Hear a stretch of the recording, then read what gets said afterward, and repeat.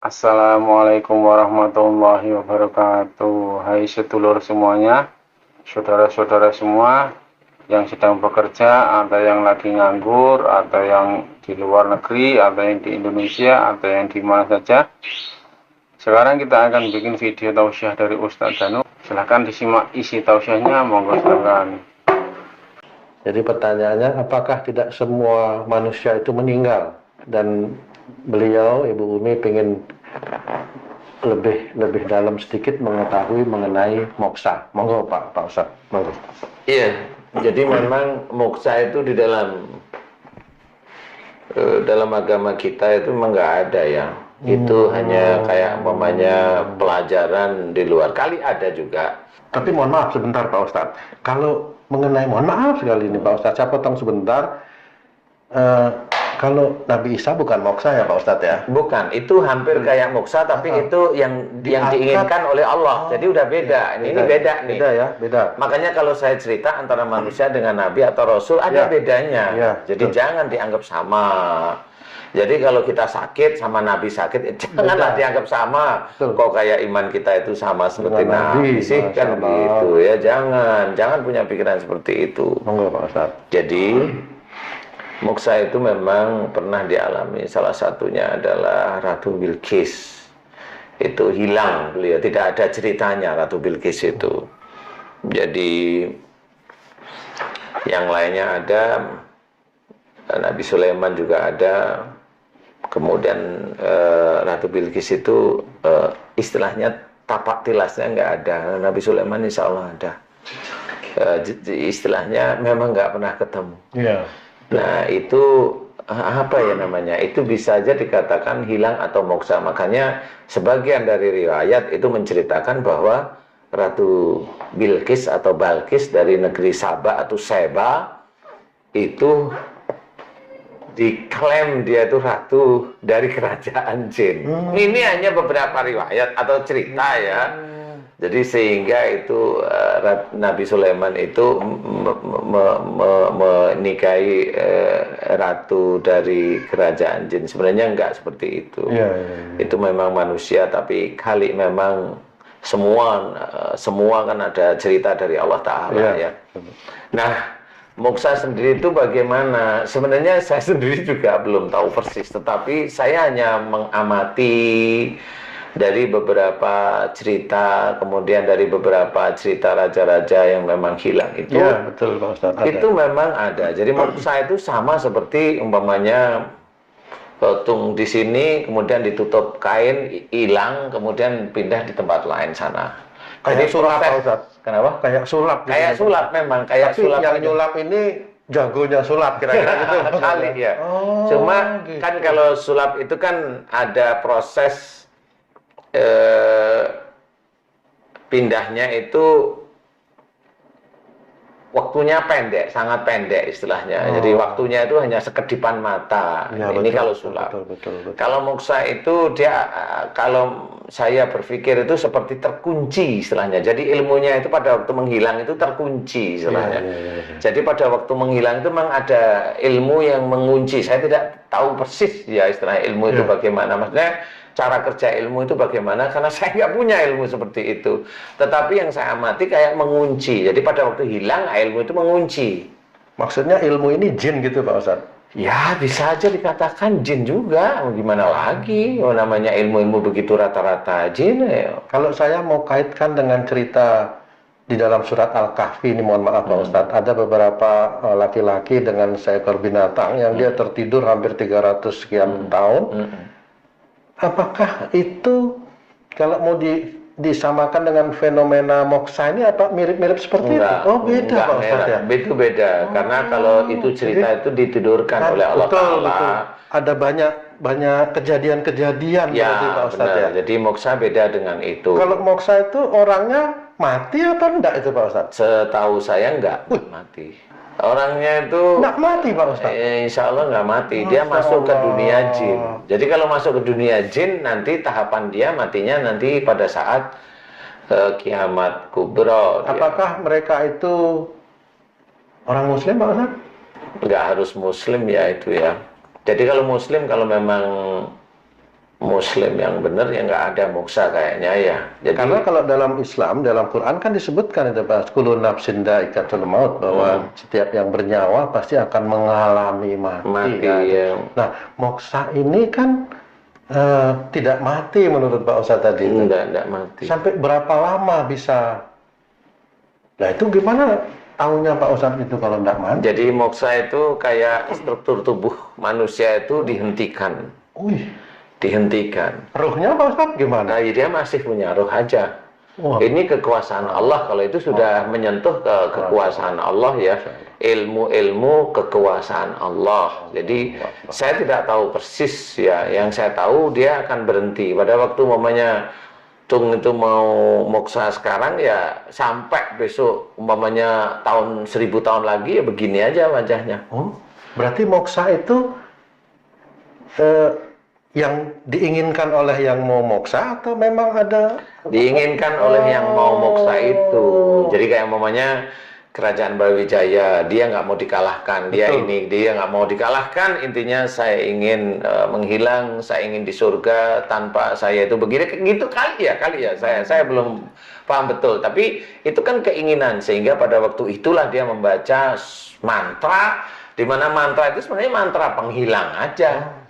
Nah, karena dia ingin di surga, dia tidak ingin terbebani dengan dunia kali. Nah, yang tidak terbebani di dunia ini kan biasanya itu di alam jin yang nggak ada makan, nggak perlu makan, nggak perlu ini, nggak perlu ini, nggak perlu ini gitu. Nah, ini hanya penelitian saya aja, ini subjektif. Jadi silahkan kalau memang yang lain mau memberikan referensi, silahkan. Ini hanya pengetahuan ini aja. Ini pengetahuan yang saya ketahui.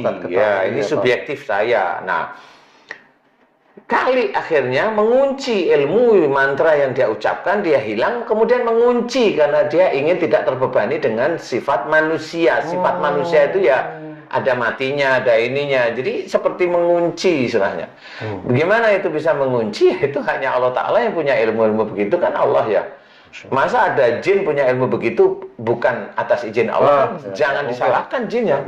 Kan begitu ya. Jadi saya hanya melihat dari kekuasaan Allah aja, itu kekuasaan Allah aja. Nah, sehingga orang yang begitu terkunci, sehingga dia hanya bisa hilang. Nah, hilang dia di mana? Nah, hilang dia itu ya bisa antara jin dengan manusia. Di alam itu? Di alam itu aja dua.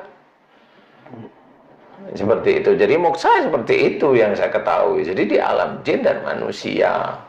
Seperti itu. Jadi kalau jin dia nggak ingin makan, kalau siluman makan, makannya apa ya, darah bisa, tulang bisa, daging bisa. Itu kalau siluman tuh kayak yang binatang wujudnya, jadi tubuhnya manusia, kepalanya binatang, itu siluman. Atau memang binatang sekalian, itu siluman, ular, harimau dan sebagainya. Kemudian kalau ada harimau dia bisa berwujud jadi kakek-kakek seperti itu. Ya itu jin ya begitu-begitu itulah sifatnya jin. Berarti satu ketika nanti seseorang atau siapa yang moksa itu kemungkinan bisa akan dijungguk gitu lagi tuh Pak. Apa namanya itu? Bisa kira tiba-tiba wujud gitu.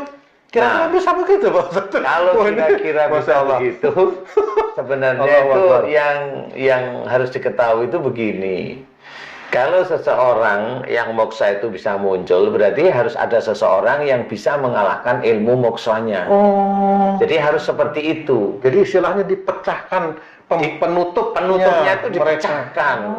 Gitu. Jadi itu dipecahkan. Intinya kayak mamanya sihir. Saya sering nangani sihir. Sihir itu kan ada benda sihirnya, alat sihirnya, kemudian ada mantra yang dimasukkan, kemudian ada CCTV dari dukun. Itu kan harus diketahui dan harus dimohonkan kepada Allah Ta'ala. Kenapa dukun itu punya CCTV atau dukun itu punya cara untuk melihat, oh orang ini ada di sini, orang ini ada di sini, ya dia punya ilmu itu.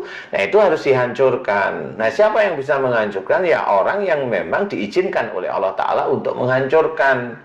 Mau menghancurkan ilmunya dukun, mau menyelamatkan dukunnya, mau menghancurkan alat-alatnya, itu hanya Allah Ta'ala kalau sudah seperti itu. Nah kalau memang moksa itu mau wujud seperti manusia biasa, ya bisa kali, tapi dia harus ketemu dengan seseorang yang orang tersebut itu memang insya Allah atas izin Allah mampu dia. Masya Allah. Atas izin Allah mampu. Ya sudah titik itu. Ya gimana caranya mampu? Ya dicari aja di dunia ini kira-kira siapa yang tahu tentang moksa, bagaimana mengunci ilmu moksa itu, mengunci dari ilmu hilang. Lah kalau ada orang yang kan sama, umpamanya kita dari sini mau ke Monas itu kan sudah diurut, mau jalan lewat mana, lewat ini, jam sekian, ada ganjil genap, mau yang mana, kan harus begitu. Lah kalau dia tidak tahu asal jalan, kan tangkap polisi, kan nggak sampai ke Monas. Iya. Kan begitu cara mikirnya, kan gitu. Runutnya seperti itu. Iya, kalau ada sihir, itu ada alat sihirnya, ada mantra sihirnya, di dalam juga ada mantra sihirnya, ada benda sihirnya. Lah itu kalau nggak dihancurkan, lah sampai kapan ya nggak akan bisa sembuh orang seperti itu. Wong dia cara kerjanya aja nggak ngerti, kerja sihir itu nggak ngerti. Sama seperti mamanya kita itu ada mobil, ada kunci mobilnya, ada persnelengnya, ada koplengnya, ada remnya. Lah kalau nggak pernah tahu cara ngidupin mobil, mana bisa hidup itu mobil? Kan pakai otaknya begitu. Sama seperti itu, pakai baju, ada kancingnya, dibuka kancingnya dulu, dipakai. Ya ada juga yang brosot lewat belakang, ya silahkan. Belum lagi yang luar mana, yang dalam mana, Kan begitu. Jadi intinya adalah moksa itu terkunci oleh sesuatu. Jadi ilmu menghilang terkunci ilmu lain yang memang dia senantiasa ada di dunianya para jin. Kalau dia raja berarti jin itu mengakui figur rajanya dia, sehingga dia membawai ya jin ya teman-temannya dia yang pada saat itu diajak moksa, ya raja, ya patihnya, ya hulu balangnya, orang dipercaya. Kemudian umpamanya yang bawa, yang ngurusin hewan-hewan kesenangan dia, yaitu diajak hilang semuanya. Kalau dia mau mengaminkan, ya sudah. Mengaminkan itu mau, maksud saya bukan mengaminkan secara Islam ya.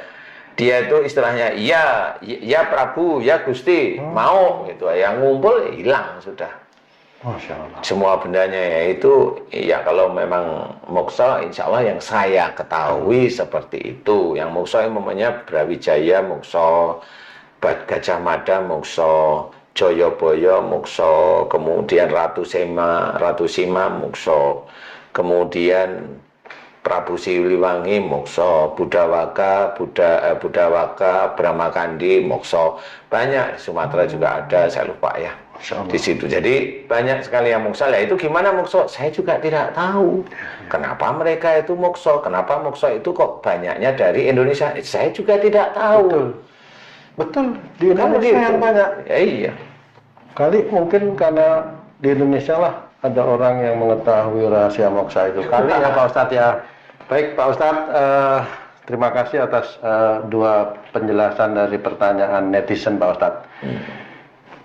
Sahabat beriman, mudah-mudahan dua pertanyaan ini bisa membuka, menambah wawasan kita. Tapi boleh saya tambahkan, bagi kita orang Islam jangan berkeinginan untuk moksa, jangan berkeinginan untuk hilang, karena itu ilmu itu pakai jin ya. Menyalahi takdir Pak Ustadz ya. Jangan menyalahi takdir lah ya. Kalau mamanya moksa itu dari zaman-zaman dulu, lah ini kan sudah terjadi, jangan menghujat. Jadilah orang yang baik di hadapan Allah Ta'ala. Cari solusinya, jangan menghujat. Karena menghujat itu dia akan dinilai oleh para malaikat dan dinilai oleh Allah Ta'ala. Kalau orang hobinya menghujat aja, dia lama-lama ya busuk itu mulutnya. Ya dia akan bertanggung jawab nanti di akhirat. Jangan, cari solusinya. Solusi itu harus benar, praktek satu dengan yang lain harus dibuktikan. Jangan merasa paling baik, paling benar, paling hebat, paling... Tapi mudah-mudahan jangan, kalau kita sebagai seorang muslim jangan lakukan itu. Menghilang pun jangan.